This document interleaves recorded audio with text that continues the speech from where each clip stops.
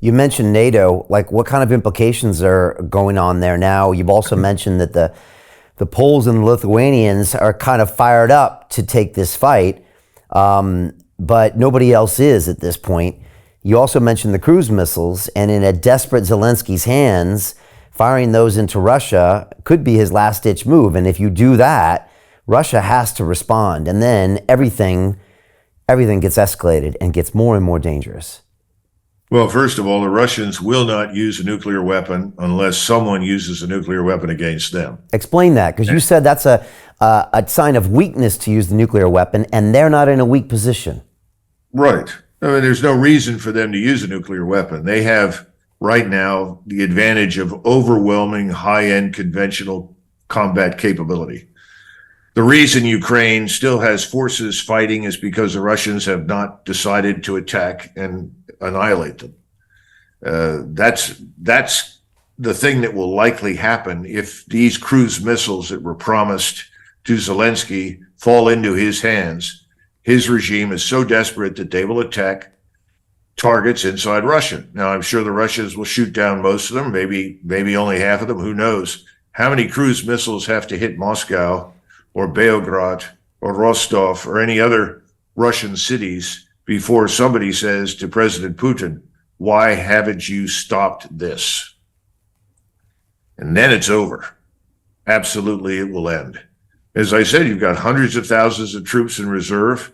They're brilliantly equipped. They're very well trained now. You're not talking about the U.S. Army National Guard or the militia or the Saturday night soldiers that people used to joke about in Great Britain. These people are trained. They've been in the military. They're not foreign to it. Now they're assimilated. They're ready to go. So I think that would happen and that would escalate. Now, the question is, what do we do? And that's the question that has always plagued Putin, because Putin, again, doesn't want a long-term state of war with the West.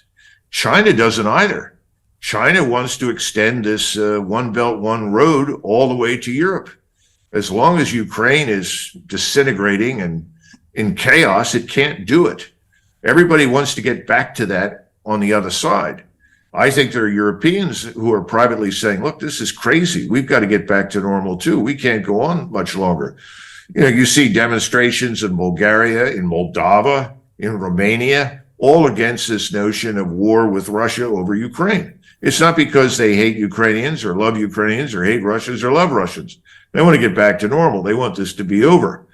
I think if I look at the polls right now, in Poland, I think it's roughly 52% have expressed a desire to avoid war with Russia. Now, I don't know where their government is because the government seems to be disconnected from that viewpoint.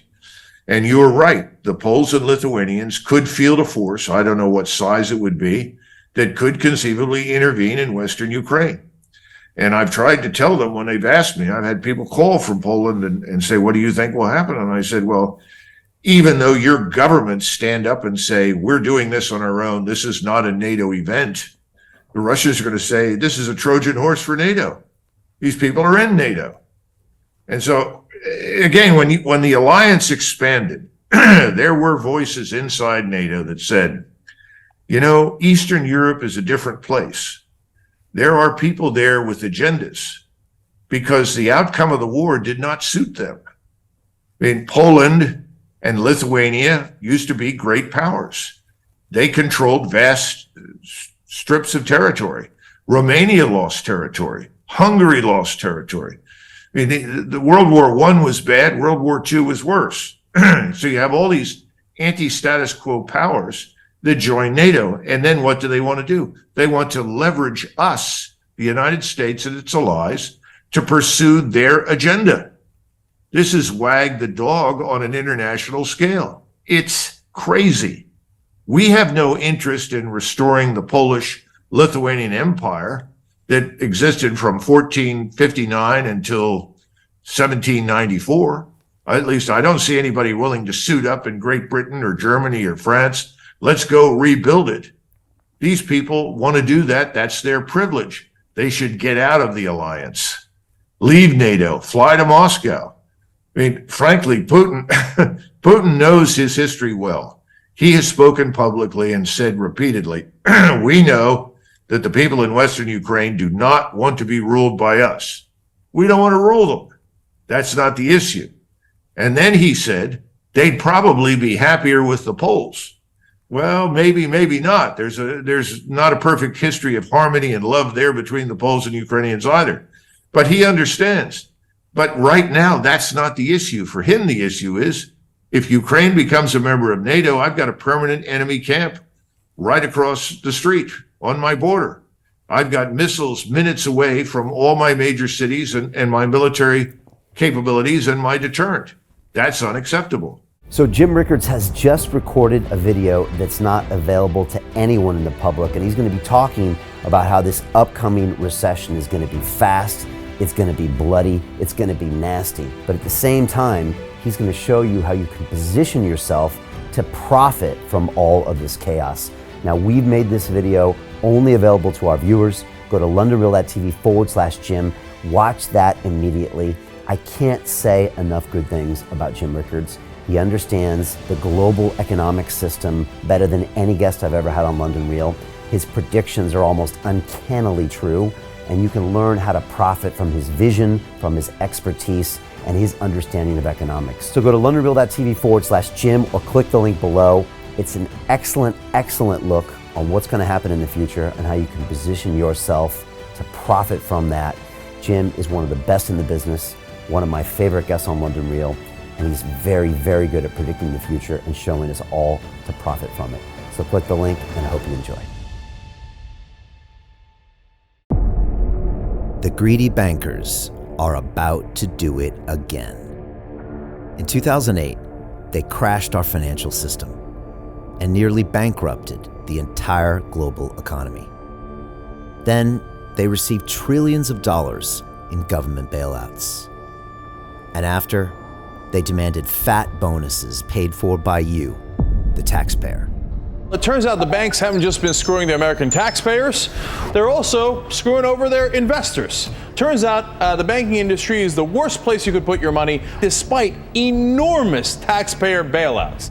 Now the bankers are back to take away your financial freedom. They lie and tell you that cryptocurrency isn't safe. They try to make it illegal for you to choose how to invest your hard-earned money. They lie and say cryptocurrency is used by money launderers and criminals. But look at the record.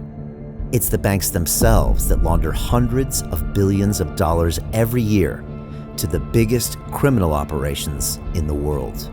Leaked documents have revealed how some UK banks have helped criminals, money launderers and Russians under sanctions. American authorities discovered that the Sinaloa cartel moved $881 million through HSBC accounts as bank officials turned a blind eye to the illegality.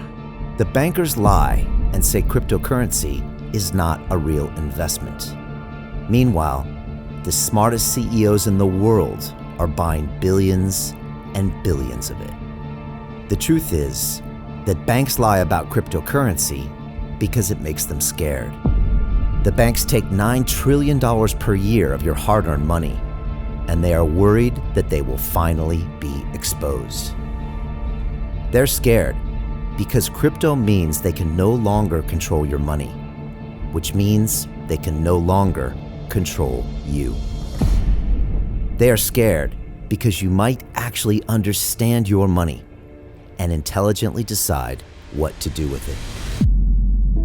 Now is the time for us to come together, fight back, and take control. It's time to educate ourselves, our families, and our communities. Because financial education means financial freedom. We know that cryptocurrencies will help us build the new decentralized financial system of the future. A banking system that is of the people, by the people, and for the people. A banking system where access to finance is a fundamental human right.